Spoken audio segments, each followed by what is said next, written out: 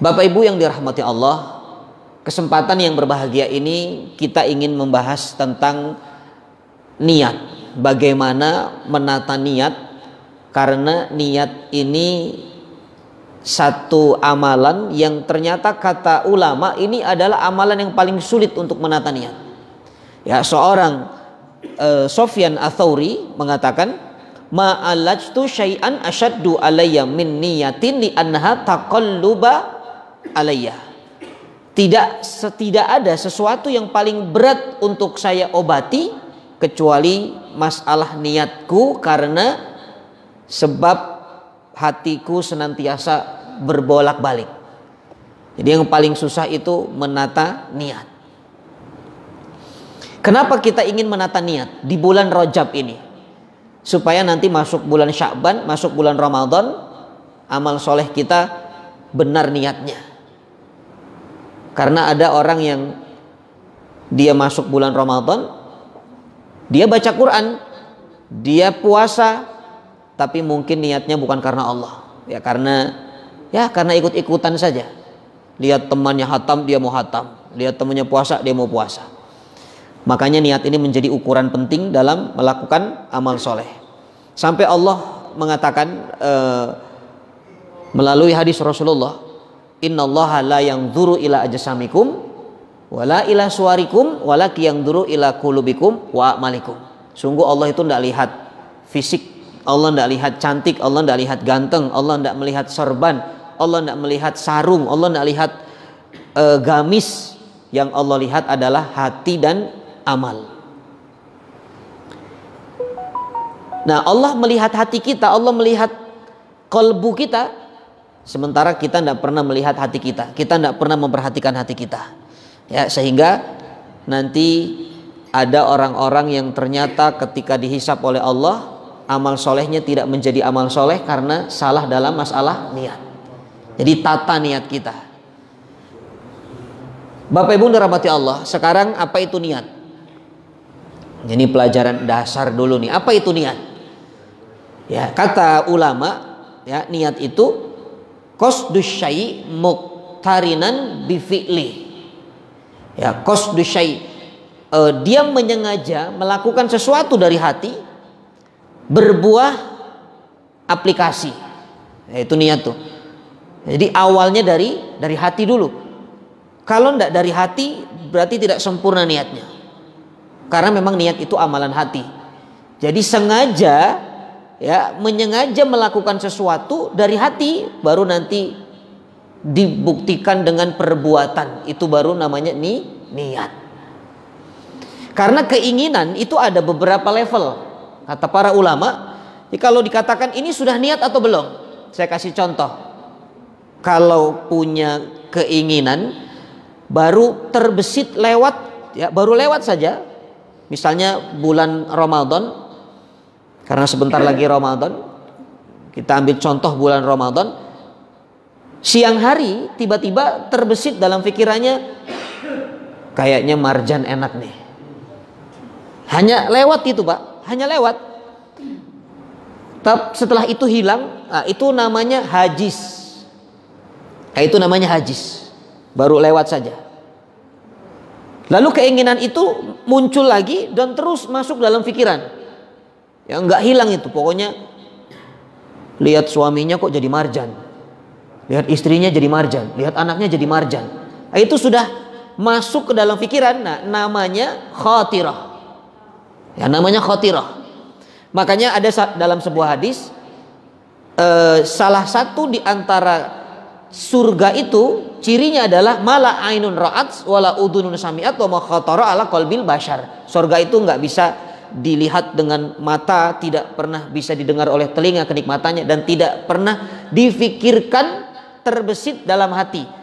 Baik difikirkannya secara satu lewat saja ataupun difikirkan terus menerus, nggak akan bisa surga dibayangkan. Makanya kata-katanya ma khatara ala qalbil bashar, khatirah. Yang ketiga, ini lebih hebat lagi gejolaknya. Dia sudah sampai pokoknya punya keinginan, bagaimana caranya siang hari ini saya minum sirup ini, minum marjan. Ini sudah luar biasa panasnya. tapi belum terucap dan belum melakukan perbuatan. Ya, hanya dalam hati itu, belum keluar dalam bentuk lisannya. Maka kata ulama ini adalah hadisun nafas. Ya, atau perkataan ungkapan hati tapi belum keluar, dan ini belum dicatat oleh malaikat. Ya, belum dicatat sebagai maksiat. Ya, kata Rasulullah, innallaha tazawwaju ala ummati ma hadatsat bihi anfusiha ma lam ta'mal au tatakallam. Ya, Allah memaafkan bisikan hati dari umatku, kata Nabi, selama belum dilakukan ataupun diucapkan. Jadi kalau Bapak Ibu punya bisikan hati jelek tapi belum terucap dan belum berbuat, Allah belum catat sebagai dosa. Bayangkan kalau bisikan hati itu dicatat sebagai dosa, berapa banyak dosa kita. Jadi kalau belum dilakukan, belum diucapkan, misalnya mau niat nih, pokoknya nanti ketemu dia saya mau menghina, ya, saya mau menghina dia, saya mau mencela dia, tapi belum keluar tuh, belum dibuat dengan tangan, maka Allah tidak catat kesalahan. Itu namanya hadisun nafas. Nah, yang keempat levelnya, ini masih bicara keinginan. Yang keempat namanya himmah. Kalau himmah itu sudah gelisah, dia nggak karu-karuan, pokoknya sudah menyiapkan sesuatunya, ya, sudah dipersiapkan, sirupnya sudah disiapkan, es batunya sudah disiapkan, bahkan kamera CCTV-nya sudah dirusak, ya, biar nggak ada yang lihat. Ya, itu sudah niat tuh kan, ya, sudah himmah namanya. Seperti siapa? Kasusnya Nabi Yusuf alaihissalam ketika dirobek bajunya oleh seorang wanita. Nabi Yusuf sudah di kamar. Siapa yang merencanakan? Perempuan itu. Bagaimana agar Yusuf di kamar, lalu nanti dia merobek bajunya, dia buat skenario seolah-olah wanita itu diperkosa. Jadi buat skenario itu dari dulu sudah ada. Ya, nggak sekarang-sekarang aja. Dari dulu tuh sudah ada skenario. Dari Nabi Yusuf dimasukkan ke dalam sumur, dibuat skenario tuh, seolah-olah dimakan serigala. Nah, sama Nabi Yusuf masuk ke dalam kamar, seolah-olah Nabi Yusuf yang memperkosa. Sama kan? Skenario-nya tidak beda jauh, seolah-olah tembak-tembakan. Ya, padahal bukan. Siapa tuh ya? Subhanallah. Nah, tapi dalam dua kisah atau satu kisah ini, dua orang ini, satu wanita yang merobek bajunya Yusuf alaihissalam, yang kedua Nabi Yusuf alaihissalam. Siapa yang mendapat catatan dosa dari Allah? Perempuan. Nabi Yusuf belum dicatat dosa karena apa? Karena Nabi Yusuf tidak melakukan apa-apa, bahkan dia keluar dari kamar. Tapi perempuan ini walaupun tidak melakukan hubungan, artinya tidak jadi untuk melakukan hubungan, tapi sudah merobek bajunya Yusuf, itu sudah merupakan himmah namanya, sudah punya gerakan. Nah, ketika sudah dilakukan, barulah jatuh niat. Jadi tadi kalau sudah disiapkan sirup, sudah disiapkan es batu, tapi belum dilakukan, minumnya itu belum dilakukan, ya, maka itu belum niat, baru himmah. Kalau sudah dilakukan minum, itu baru sempurna niat. Itu level keinginan tuh begitu. Makanya niat itu harus ada keinginan dari hati, baru nanti dengan bukti perbuatan barulah sempurna niat. Ini tingkatan niat. Jadi niat itu ternyata level paling atas. Nah, kemudian di mana letaknya niat? Ada yang berpendapat niat itu diucapkan. Ternyata kata ulama, tidak, niat itu mahalluhal qalbu wat talaffuz biha sunnatun. Niat itu tempatnya di hati, mengucapkannya itu sunnah. Jadi sepakat ulama, tidak ada yang mewajibkan lafadz niat, hanya sunnah. Kalaupun lebih tinggi dari itu hukumnya sunnah muakkadah. Ya, tidak ada yang mewajibkan talaffuz. Niat itu tempatnya di hati. Makanya niat puasa Ramadan itu kalau tidak bareng-bareng juga tidak ada masalah. Ya, nawaitu sauma godin itu kan buat orang-orang yang lupa, supaya mengingatkan kita sudah niat. Karena kalau tidak niat ya tidak sah puasanya. Sama niat sholat itu, sholli fardhu subhi atau sholli fardhu zuhri, itu hanya talafut. Niatnya bukan saat itu, justru niatnya adalah ketika takbir, bersama dengan takbir, lalu dalam hati ikuti dengan niat. Nah, itulah tempatnya niat. Baik Bapak Ibu yang dirahmati Allah, sekarang apa pengaruh niat bagi ibadah? Ya, pengaruh niat bagi ibadah untuk kita. Apa pengaruhnya? Kenapa Islam membuat syariat yang namanya niat? Bahkan Nabi mengatakan innamal a'malu binniyat. Sesungguhnya amal itu dilihat dari niat. Fa innamal likulli imri'in ma nawa. Seseorang itu tergantung niat. Kadar pahala didapatkan tergantung niat dalam hati. Seperti apa niatnya, seperti itulah pahalanya. Nah, yang pertama, subhanallah, kalau dikatakan apa fungsi niat, ya, Ibnu Rajab Al-Hambali ya menyampaikan beberapa pengaruh niat dalam beribadah. Ini ditulis dalam kitab Jami Al-Ulum wal Hikam. Yang pertama, yufarriqu bainal ibadah. Niat itu menjadi pembeda antara ibadah satu dengan ibadah lain. Itu niat. Jadi dari mana kita tahu ibadah ini berbeda dengan ibadah ini? Dari niat. Karena kalau Bapak Ibu melihat rokaatnya mungkin sama, bacaannya mungkin sama, tapi ternyata yang membedakan adalah niatnya. Contoh, sholat fajar dengan sholat subuh sama enggak 2 rakaat? Sama. Tapi dari mana orang tahu dia sholat fajar, dia sholat subuh? Dari waktunya Ustadz. Kalau fajar sebelum iqamah. Iya, kalau dia tidak terlambat. Karena ada satu kasus, seseorang sholat fajar setelah sholat subuh. Boleh atau enggak? Boleh. Ketika udzur, ya memang ini sudah merupakan amal yang istiqomah dilakukan. Ya, saya pernah mendapat cerita salah satu asatid di Mekah kejadiannya. Selesai sholat subuh, ini ustadz ini bangun lagi melakukan sholat sunnah. Jamaah samping ini tanya, ini ustadznya dari Indonesia, qadarullah bersamaan sedang umroh, jumpa di Mekah. Jamaah ini tanya, Ustadz afwan, tadi sholat apa ya? Apa kata ustadz ini? Saya tadi tidak dapat qobliyah, saya tidak dapat sholat fajar, jadi saya sholat fajarnya setelah sholat subuh. Oh jadi boleh Ustadz? Boleh, memang ada udzur. Nah, dari mana orang tahu dia sholat subuh, dia sholat fajar? Dari niat. Karena sama-sama 2 rakaat, mungkin bacaannya pun sama, sujudnya sama, rukuknya sama. Maka itu membedakan antara ibadah satu dengan ibadah yang lain. Itu niat. Yang kedua, Bapak Ibu kalau sholat di rest area misalnya, ya kan, sholat di rest area ini kadang terjadi. Kita sudah sholat, lalu kita ingin sholat sunnah, tiba-tiba ada jamaah yang telat, dia masbuk ikut berjamaah dengan kita. Pernah nggak ngalamin itu? Ya, kita lagi sholat badiah ini, misalnya kita jamak takdim zuhur atau asar ditarik ke zuhur.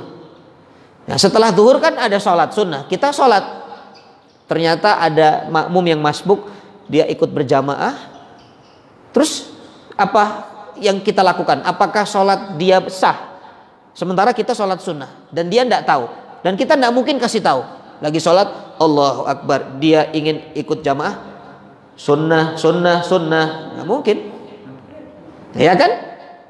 Ada ulama yang mengajarkan kasih isyarat juga boleh. Cuman kalau dia tidak paham kan bingung. Maksudnya apa ini orang mau jamaah kok nggak boleh? Sementara kita sholat sunnah. Makanya kalau sholat sunnah di tempat-tempat umum, usahakan jangan sholat kecuali mencari tempat yang memungkinkan tidak bisa orang berjamaah di belakang. Cari itu di belakang, di depan tiang tuh cari. Ya, cari di pojok-pojok. Kalau di depan orang mengiranya itu sholat wajib, ya sudah dia ikut. Nah, yang membedakan sholatnya imam dengan makmumnya apa itu? Niat. Yang ini mah niatnya sholat duhur tadi, yang ini mah sholat sunnah. Sah enggak sholatnya? Sah. Kenapa? Karena seseorang mendapatkan apa yang diniatkan. Sudah, imamnya niat sholat sunnah dapatnya sunnah, yang masbuk niat untuk sholat wajib dapatnya sholat wajib. Udah nggak usah dibahas, nggak usah protes. Ya, nggak usah diprotes. Kok kan saya niat tadi sholat duhur, kenapa baru 2 rakaat udah salam? Orang saya sunnah, dia masih 2 rakaat lagi. Subhanallah. Jadi ini contoh di antara amalan yang ternyata bisa kita bedakan dari sisi niat. Contoh lagi puasa. Ada orang puasa di luar bulan Ramadan, dari terbit fajar sampai terbenam matahari sama, sahurnya sama. Tapi yang ini puasanya puasa wajib, yang ini puasanya puasa sunnah. Loh, kok bisa? Kan bukan bulan suci Ramadan. Iya, karena ini puasa qadha, dia punya hutang atau dia punya nadar. Yang ini puasa sunnah. Yang membedakan apa? Niat. Nah, itulah yang pertama. Jadi ternyata niat itu kata ulama menjadi pembeda antara ibadah yang satu dengan ibadah yang lain. Contoh lagi, kalau ada seorang seorang ibu misalnya atau seorang perempuan, dia datang ke masjid, ya, yang satu dia cuma duduk ngobrol, ya sekedar diskusi lah. Sementara ada yang satu lagi, dia duduk, dia diam, dia zikir, mungkin dia baca Quran. Nah, itu sama-sama masuk masjid, sama-sama duduk di masjid, tapi ternyata mendapat pahalanya tidak sama. Yang satu hanya pahala duduk ngobrol, kalau yang dibicarakan perkara Islam ya baik, tapi kalau enggak ya enggak dapat apa-apa. Tapi yang satu dapat pahala itikaf. Kenapa? Karena dia masuk ke masjid tujuannya untuk itikaf. Nah, itulah niat. Jadi yang membedakan antara satu ibadah dengan ibadah yang lain. Nah, itu niat. Yang kedua, niat itu membedakan bainal ibadat wal adat. Mana ibadah, mana kebiasaan. Adat itu kebiasaan.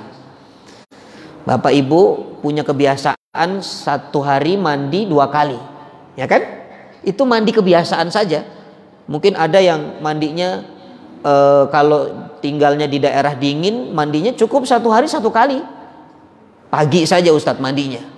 Kalau tinggalnya di daerah yang panas, Bekasi, Cikarang, Kerawang, bisa 3 kali tuh mandi. Karena baru mandi itu panas lagi. Ya ada yang tinggalnya mungkin di daerah puncak, lebih dingin lagi.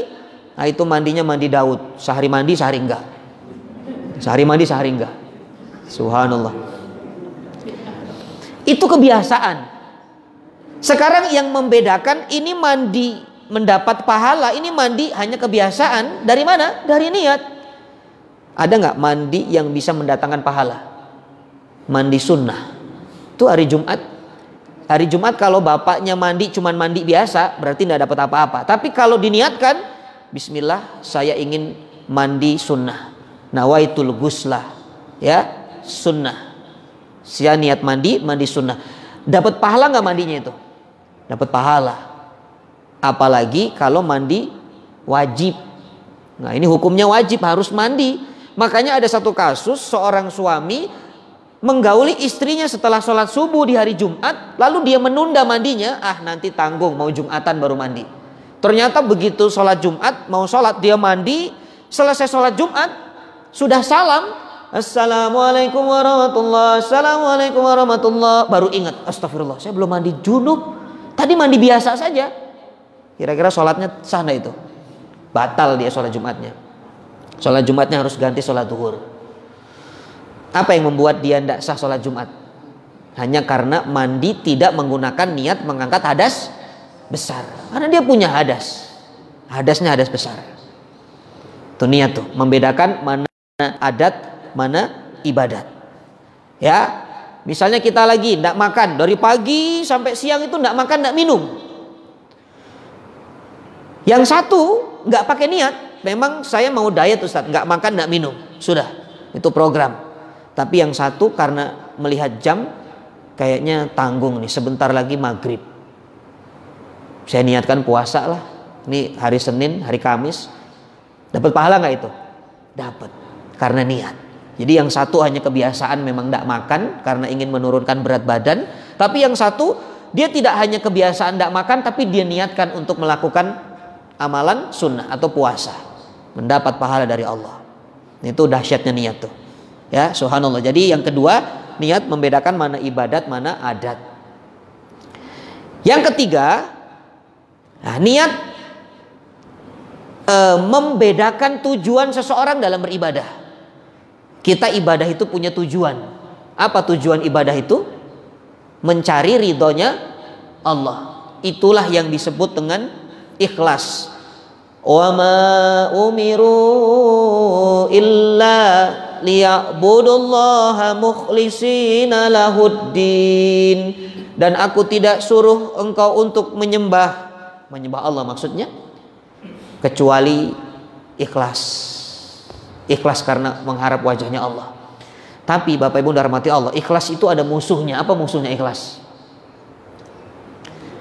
Ria.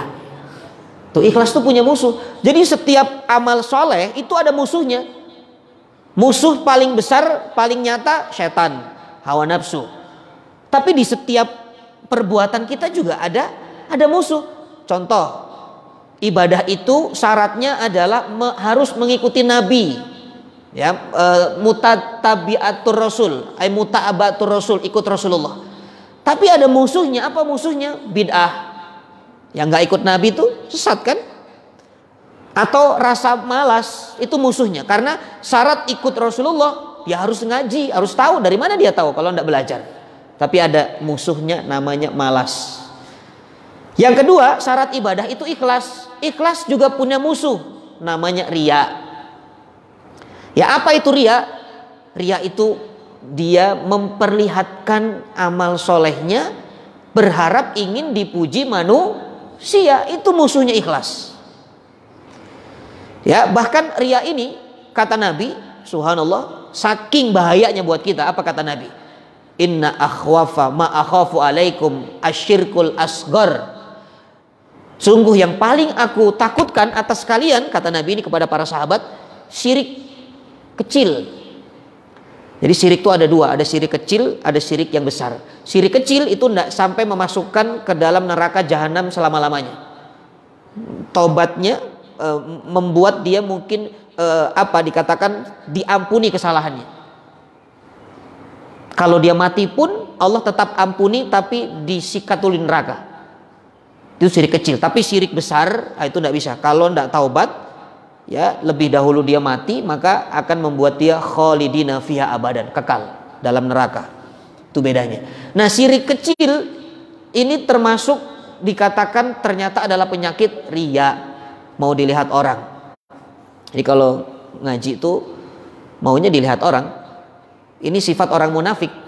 Karena orang munafik itu kata Quran, innal munafiqina yukhadi'unallaha wa huwa khadi'uhum wa idza qamu ila sholati qamu kusala yura'unan nas wala yadhkurunallaha illa qalilan. Surah An-Nisa 142. Ya, orang munafik itu gimana Ustadz? Kenapa dia dikatakan ria? Dia sholatnya cuman sholat ketika dunia ini terang. Itu orang munafik tuh. Orang munafik itu kalau sholat isya, sholat subuh itu malas. Inna athqalas sholah alal munafik al isya wal fajr. Kenapa sholat isya dan sholat fajar itu buat orang munafik itu yang paling berat? Karena gelap. Dia tidak ada yang lihat. Kan dulu di Madinah tuh nggak ada lampu. Ya, nggak ada lampu. Ini kita sekarang jalan semua terang. Jadi orang munafik tuh kalau sholat gelap dia malas. Kenapa? Sholatnya yura'unan nas. Dia mau dilihat orang. Kalau tidak kelihatan ngapain saya sholat? Ya, tapi jangan juga kita ikut. Berarti kalau terang-terang itu riya ya. Nanti berangkat ke masjid, tolong matiin semuanya. Ya, jangan juga. Ya, intinya ini musuh yang paling berat. Bahkan Nabi mengatakan dalam riwayat lain, riya itu seperti semut hitam di atas batu hitam di gelap malam. Lembut banget riya. Riya itu lembut sekali. Subhanallah. Coba ada orang, dia ini seolah-olah tidak ria, ternyata di mata Islam dia ria, di mata agama dia ria. Contoh, dia cerita kepada ustadz misalnya, ustadz, hidup saya kenapa ya? Saya ini tahajudnya itu tidak pernah putus ustadz. Tiap malam itu 23 rakaat itu pasti ustadz. Terus baca Quran itu selalu rutin tiap hari. Bahkan 1 bulan saya hatam. Saya infak itu sebelum matahari terbit saya sudah infak. Setiap hari itu saya rutin. Tapi kenapa ya hidup saya kok begini ya? Nah begitu tuh. Kenapa ya kok suami saya begini? Kenapa anak-anak saya begini? Padahal saya sudah melakukan ibadah seperti yang Allah perintahkan. Saya tidak pernah menjalankan apa yang Allah haramkan. Nah itu terkesan dia itu tidak ria, tapi ternyata dia ria. Ya kenapa? Karena dia menceritakan apa yang sudah dikerjakan, ingin mendapat perhatian dari manusia. Ya walaupun ini tidak bisa diukur kecuali memang niat yang menentukan. Kadang-kadang mungkin dia memang bukan karena ria, karena ingin cerita saja, ingin membandingkan kenapa orang taat kok justru mendapat hidup yang berat. Tapi biasanya setelah itu setan tuh masuk. Masuknya dari mana? Ya dari orang yang mungkin mendengar cerita kita, wah hebat ya ternyata. Pantes kalau majelis taklim itu suka ngantukan. Ternyata kalau malam 2-3 rakaat ya. Akhirnya orang tahu itu, setan jadi masuk. Coba, orang puasa sunnah itu yang paling susah itu apa? Bukan menahan makan.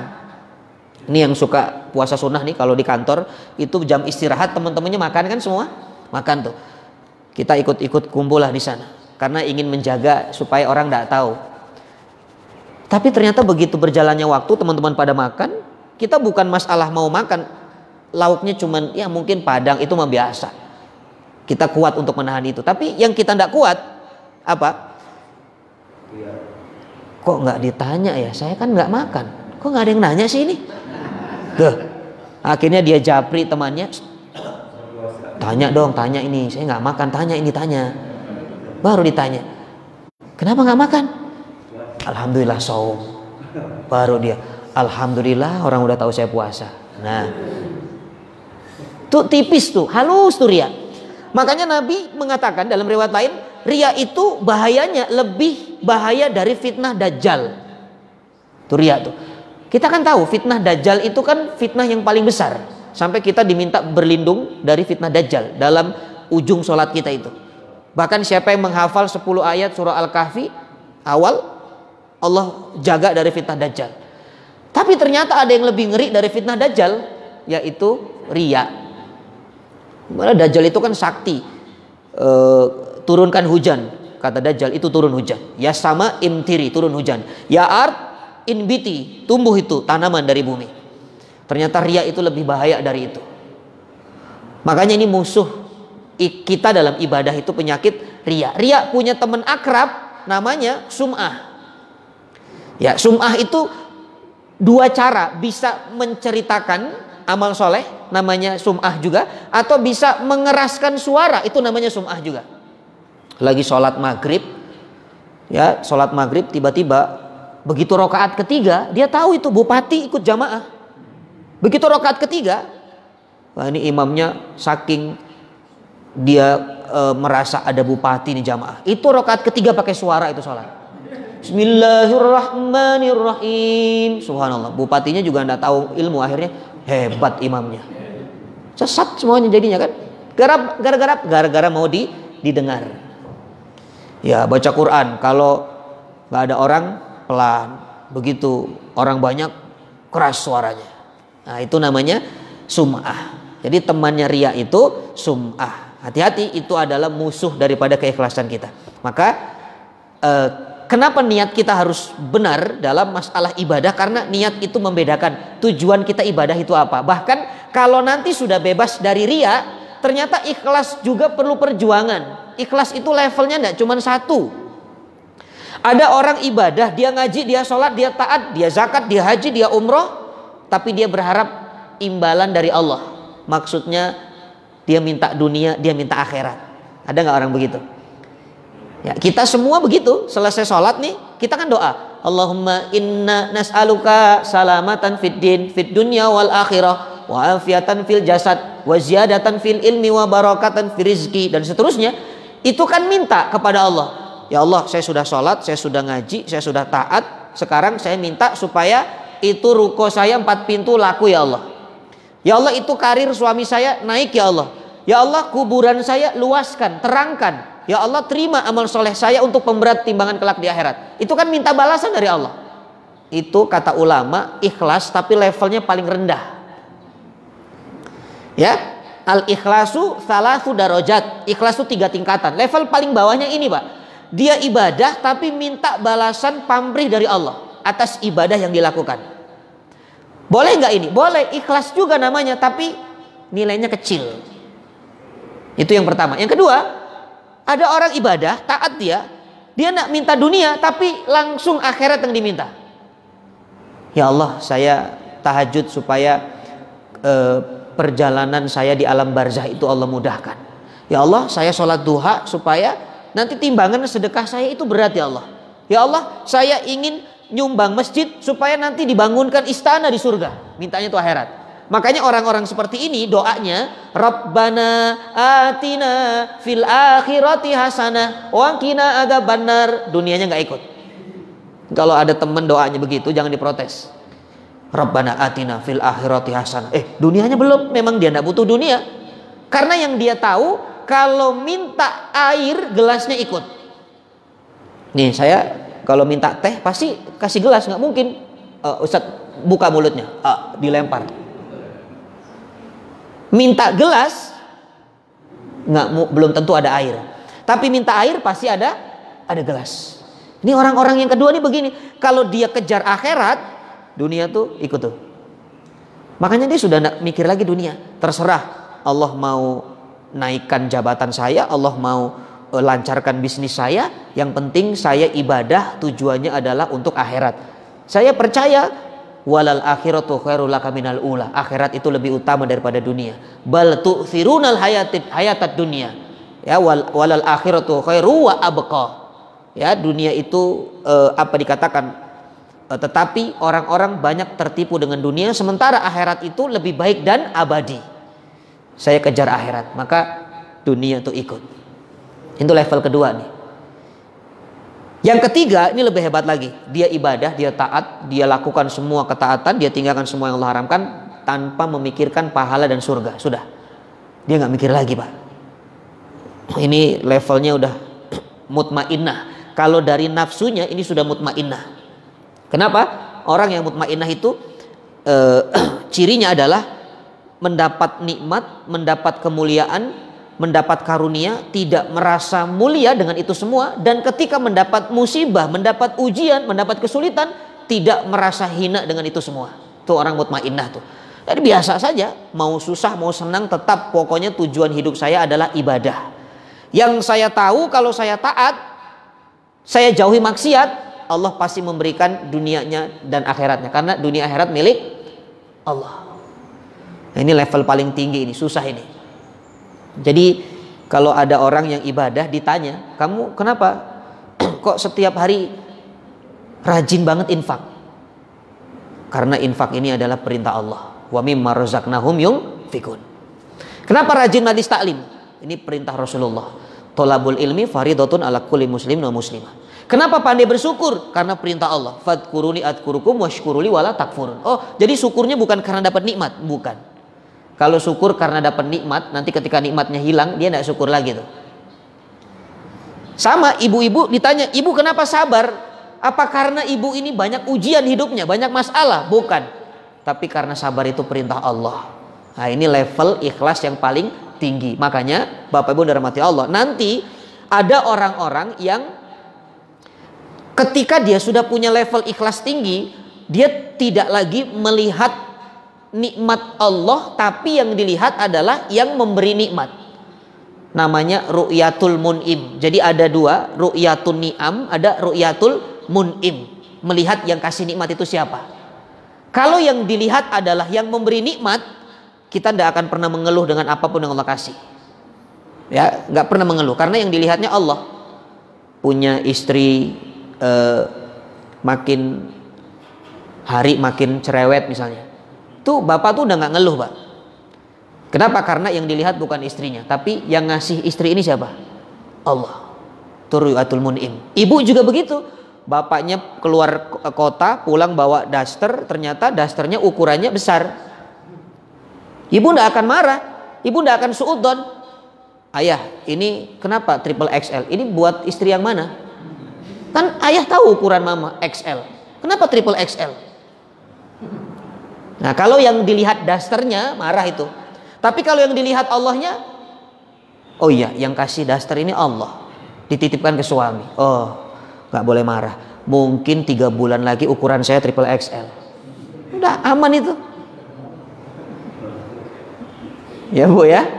Kan ibu cepat 3 bulan tuh bisa berubah itu. Subhanallah.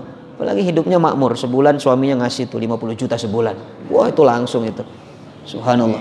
Amin. Ya. Nah, itu level ikhlas tuh. Makanya yang membedakan adalah niat. Ada orang niatnya ibadah untuk mendapat dunia akhirat. Silahkan, kecil nilainya. Ada mendapatkan, saya nggak mau dunia, ya Allah, saya mau kejar akhirat saja. Berarti lebih hebat lagi nilainya. Ada yang lebih dahsyat lagi. Saya nggak mikir pahala, nggak mikir surga. Pokoknya yang saya tahu tujuan diciptakan saya ibadah. Sudah, selesai. Nah, itu yang ketiga. Jadi kalau dikatakan fungsi niat ini adalah menjadi pembeda tujuan seseorang dalam beribadah. Yang keempat, subhanallah, yang keempat, ini dalam sebuah hadis, sebetulnya dhaif hadisnya, tapi ini tidak bertentangan dengan kaidah-kaidah Quran dan Sunnah, boleh kita pakai. Kata Rasul SAW, niatul mu'min ablagu min amalihim.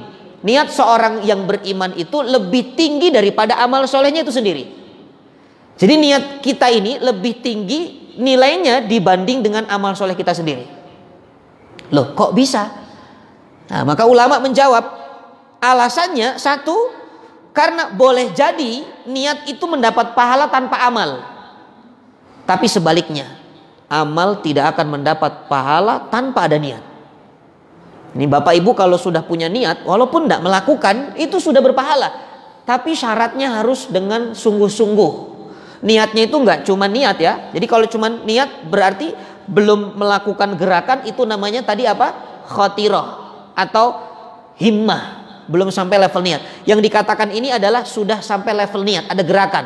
Contoh, mau bangun malam tahajud, sudah niat, sudah siapkan alarm, itu sudah disiapkan jam beker tuh 12. Sudah pesan ke tetangga kanan kiri, Pak bangunin saya, Pak bangunin saya. Pesan ke security, tolong nanti demo kalau saya tidak bangun. Ternyata qadarullah malam itu tidak bangun karena jamnya semuanya mati. Tetangga kanan kiri semua ketiduran, securitynya meninggal, ya nggak bisa bangunin. Kita kesiangan tidak bangun, ternyata karena sebab udzur itulah Allah tetap mencatat kita sebagai pelaku tahajud yang sempurna. Bahkan kata Rasulullah, tidurnya kita sodakoh dari Allah. Jadi Allah tuh suka sodakoh sama kita. Kita tidak sadar.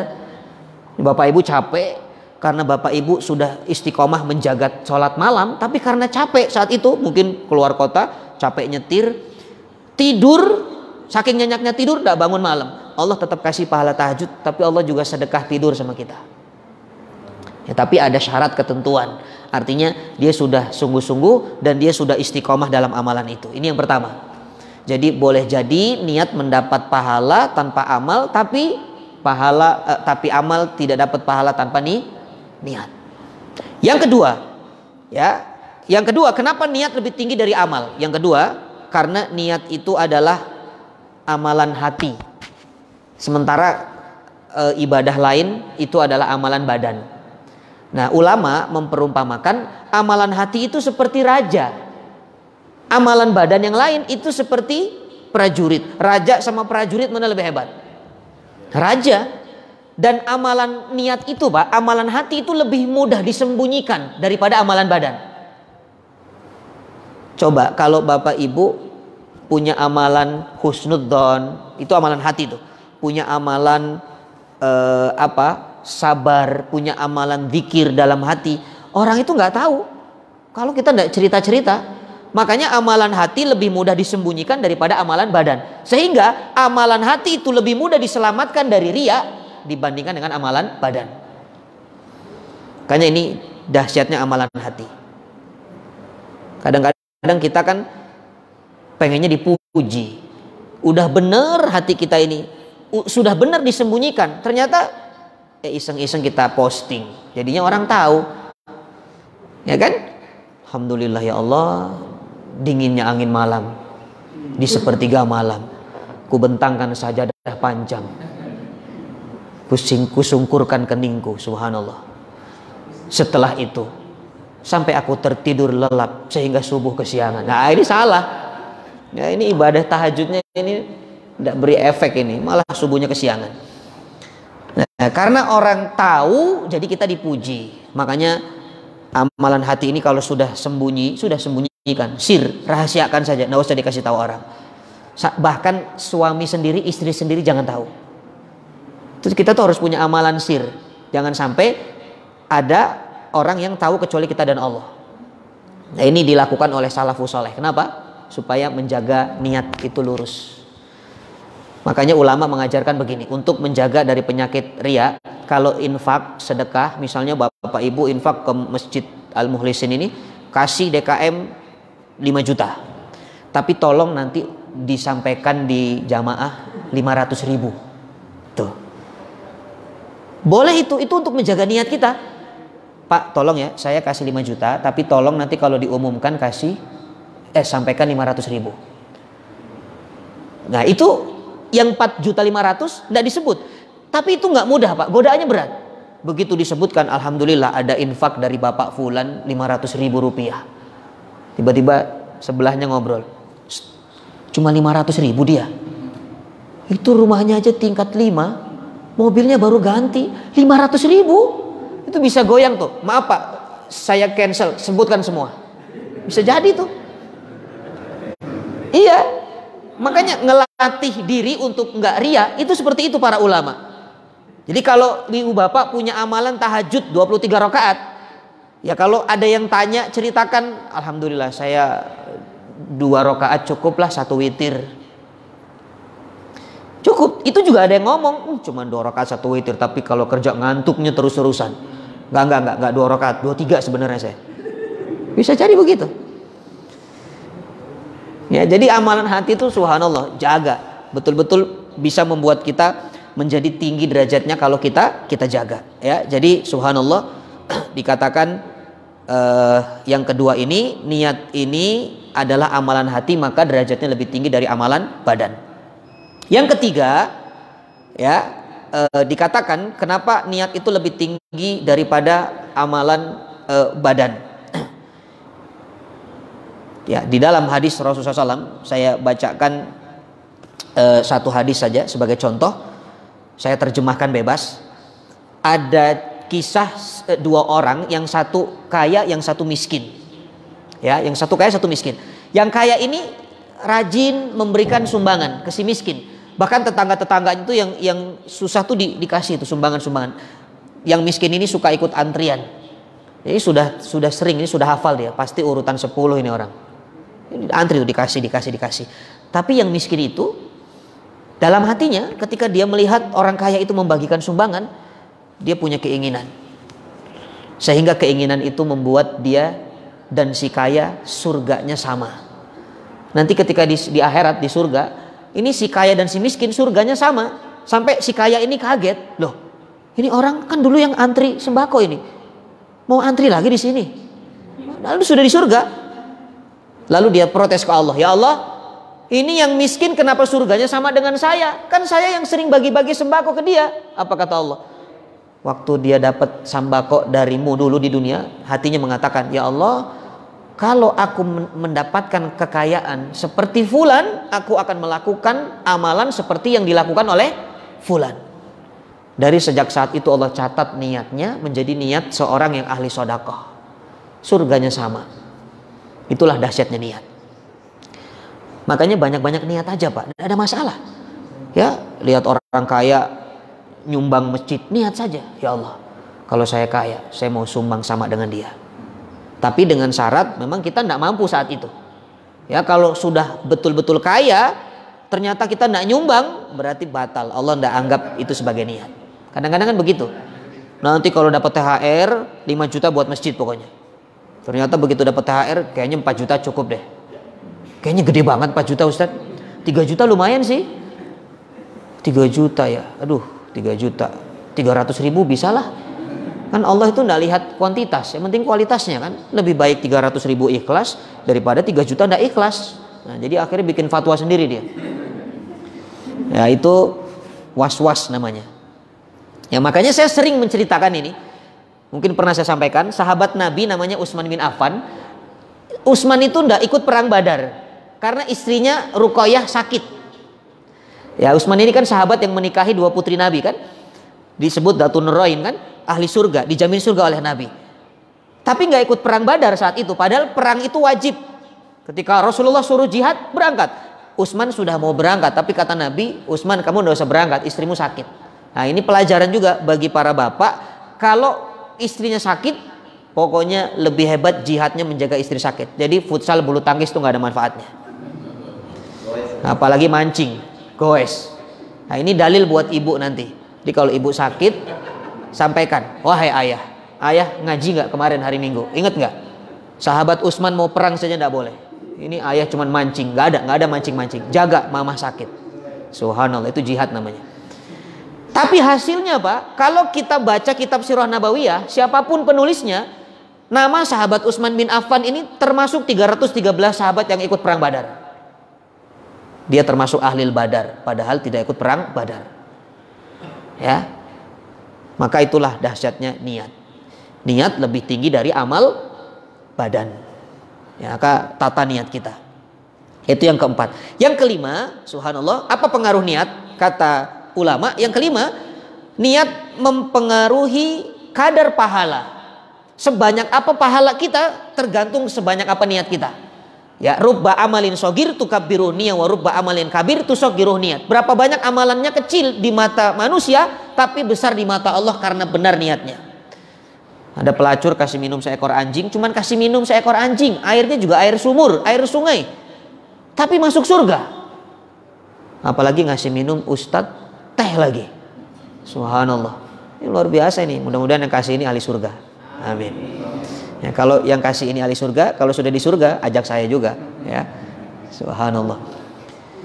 Bisa jadi sebaliknya, amalannya besar tapi kecil di mata Allah karena salah niatnya. Ini juga hadisnya terkenal sekali, sering dibahas oleh para ustadz. Ada 3 orang, 1 ahli Al-Quran, 1 ahli sedekah, 1 jihad fisabilillah. Ternyata pertama kali masuk neraka jahanam sebelum Qarun, Firaun dan Haman, hanya karena salah niat dalam beramal. Hanya niat itu tidak main-main masalah niat. Hati-hati dalam niat. Capek kita amal tapi niatnya salah. Nah bahkan ulama itu kalau niat itu unik. Saya suka menyampaikan ini. Ulama itu kalau niat, ya kata para ulama, an-niyatu tijaratul ulama. Niat itu adalah bisnisnya para ulama. Jadi tijarah itu perdagangan. Jadi ulama itu nggak cuman bisnis, ada mungkin punya usaha apa-apa, tapi ulama-ulama salafus saleh dulu itu dia bisnisnya dalam niat. Maksudnya apa? 1 kali amal dia perbanyak niat dalam amal itu. Jadi kalau ada pepatah mengatakan sambil menyelam minum susu, sambil menyelam minum air. 1 kali dayung 2-3 pulau terlampaui. Itu ulama tuh begitu. 1 kali amal soleh niatnya banyak. Ini juga harus kita praktek Pak, Bu, supaya dapat niat banyak. Contoh, ulama itu ketika dikatakan misalnya perintah agama ini kita disuruh untuk apa? Puasa misalnya, puasa sunnah. Maka niatnya jangan cuma 1. Ya Allah, saya ini puasa sunnah karena cinta Rasulullah. 1. Jadi dapat tuh pahala cinta kan? Pahala mahabbahnya dapat. Berharap apa? Supaya nanti ketika dibangkitkan di yaumil ba'ats, hari kebangkitan, dikumpulkan bersama yang kita cintai. Yang kita cintai siapa? Rasulullah. Mana buktinya? Saya puasa. Atas dasar apa? Atas dasar mencintai Rasulullah. Nah itu 1. Yang kedua, bisa niatnya ditambah lagi, enggak cuma cinta Nabi, tapi niatnya saya puasa sunnah ini karena saya ingin belajar mengendalikan hawa nafsu saya. Jadi tuh Allah kasih tuh pahala bagaimana kemudahan nanti dikendalikan hawa nafsunya. Itu sudah 2 tuh. Apalagi misalnya niatnya. Ya, pokoknya carilah niat-niat yang penting tujuannya adalah untuk ibadah. Itu ulama itu begitu. Baca Quran misalnya, Bapak baca Quran niatnya jangan cuma satu. Ya Allah, saya niat mudah-mudahan dengan bacaan Quran saya ini mendapat syafaat kelak di hari kiamat. Ya Allah, mudah-mudahan satu huruf 10 kebaikan. Ya Allah, mudah-mudahan dengan bacaan Quran ini, Quran jadi petunjuk buat saya. Kenapa sih harus niat itu? Bukankah kita baca Allah sudah tahu niat kita? Ya Allah tahu, tapi diucapkan atau dikuatkan dalam hati itu akan mendorong dan akan menguatkan daripada tipu daya setan. Karena kalau kita cuma satu niat, bisa jadi setan masuk dari pintu yang lain. Makanya kita kuatkan niatnya. Bahkan kalau nuntut ilmu, ngaji ini Pak, kata Imam Ahmad, ini menarik sekali. Imam Ahmad mengatakan, subhanallah, sebetulnya amalan yang paling dahsyat itu, ya, itu adalah majlis taklim. Jadi amal soleh kalau diukur dengan apapun amalan, yang paling hebat itu kata Imam Ahmad adalah majlis taklim. Kenapa? Ya karena semua apapun kan butuh ilmu. Semua apapun syarat beramal itu harus dengan ilmu. Al ilmu qablal qaul wal amal. Dari mana dapat ilmu kalau tidak di majlis taklim? Makanya kata Imam Ahmad, amalan majlis taklim itu adalah amalan yang paling besar pahalanya, yang paling dahsyat. Tapi ada syarat. Kata Imam Ahmad, lau soluhatin niat, atau dikatakan kalau benar niatnya. Nah ini masalahnya di sini. Kalau niatnya benar untuk ngaji, itu besar pahalanya. Tapi kalau niatnya untuk sarapan pagi, nah itu beda. Ya, kalau untuk betul-betul cari ilmu, itu niatnya sempurna. Bagus kata Imam Ahmad. Lalu muridnya tanya, ya Imam, kaifa soluhatin niat? Bagaimana niat itu supaya benar ketika majlis taklim? Kata Imam Ahmad, coba niatkan hatimu sebelum duduk di majlis taklim, antanwi raf'ul jahli ala nafsika wa raf'ul jahli li ghairika. Kamu niatkan hatimu untuk mengangkat kebodohan dalam dirimu dan niatkan untuk mengangkat kebodohan orang lain. Tuh niatnya dua. Jadi kita duduk di sini kan untuk ngaji supaya yang tidak tahu jadi tahu kan? Karena orang pinter itu harus benar, orang benar harus pinter, nggak boleh sepotong-sepotong. Karena kalau ada orang pinter, dia nggak benar, akhirnya dia korupsi, akhirnya dia menipu, dia memanipulasi hukum yang ada. Karena dia pinter tapi nggak benar. Orang benar nggak pinter itu juga nyebelin. Dia orang benar nih tapi nggak pinter. Atau dikatakan dia, Ustadz, alhamdulillah saya kehilangan motor Ustadz. Loh, kehilangan di mana? Di masjid. Tapi alhamdulillah Ustadz. Kenapa alhamdulillah? Iya, saya kehilangan motor saat motor saya diparkir. Ustadz bisa kebayang nggak kalau saya kehilangan motor di saat motor saya lagi naikin, sayanya ikut hilang Ustadz. Bener nggak itu? Bener tapi nyebelin Pak. Ya, bener tapi nyebelin. Makanya orang pintar harus benar, orang benar harus pintar. Caranya belajar, ngaji, taklim.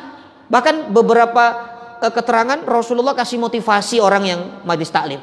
Setiap faham satu hadis, satu ayat, surga terbuka. Tapi niatnya harus benar. Kalau ingin sempurna niat, ya Allah bismillah, saya ingin mengangkat kebodohan saya dan kebodohan orang lain. Makanya tandanya orang yang punya niat seperti ini, dia mencatat di majlis taklim Pak. Saya enggak nyindir loh, saya cuma nyampein kata Imam Ahmad. Ya, kenapa? Karena catatan itu yang akan berguna untuk orang lain. Kalau yang nggak nyatet ini ya berarti memang untuk diri sendiri enggak salah, cuman kurang sempurna untuk tijaratul amal tadi, untuk perdagangan amal kurang sempurna. Tapi saya husnudzon, ini mah nggak usah pakai catat, udah langsung masuk semua. Tok tok tok tok tok. Saking cepatnya, saking hilangnya juga. Subhanallah. Baru masuk satu teguk, oh itu udah hilang tuh. Tapi ini kan ada Facebooknya, nanti di share.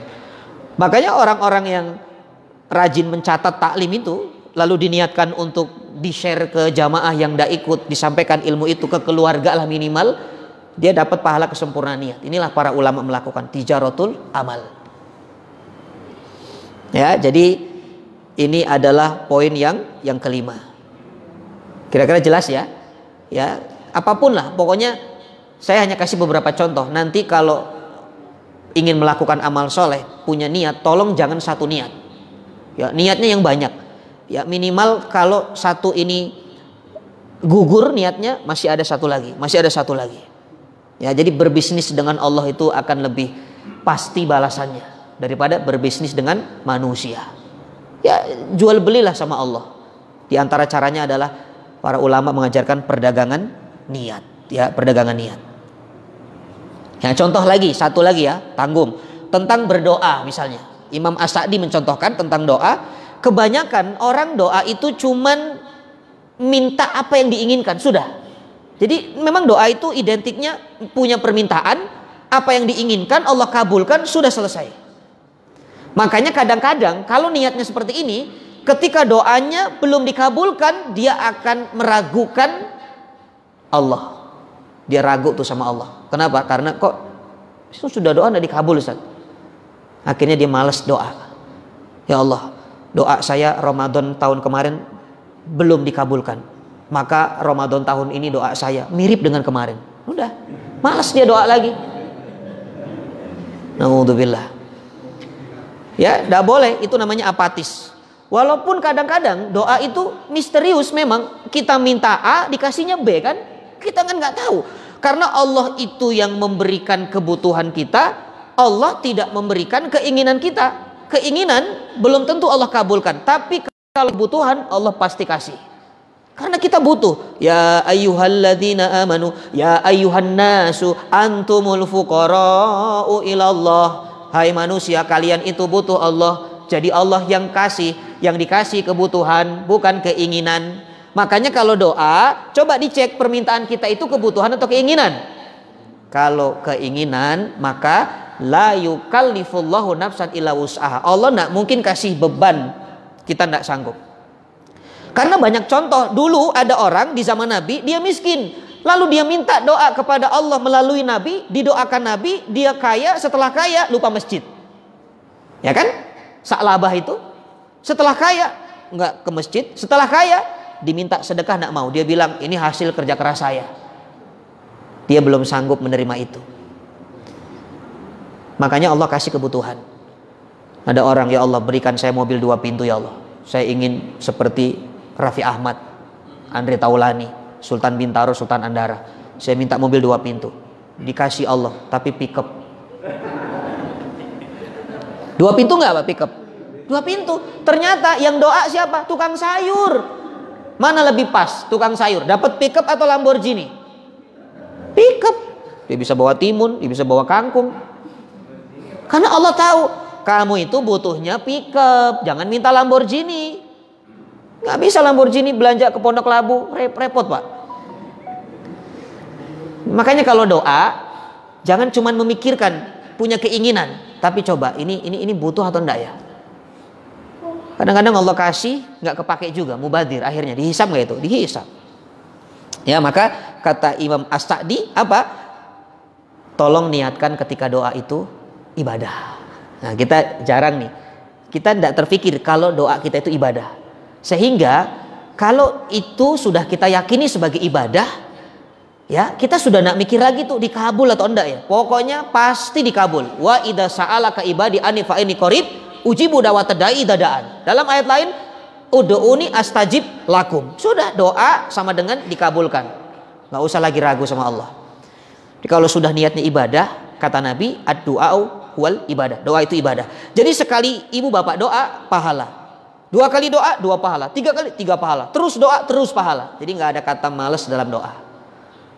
Nah itu contoh, ya beberapa contoh ketika kita ingin tijarah amal atau dagang dari sisi amal.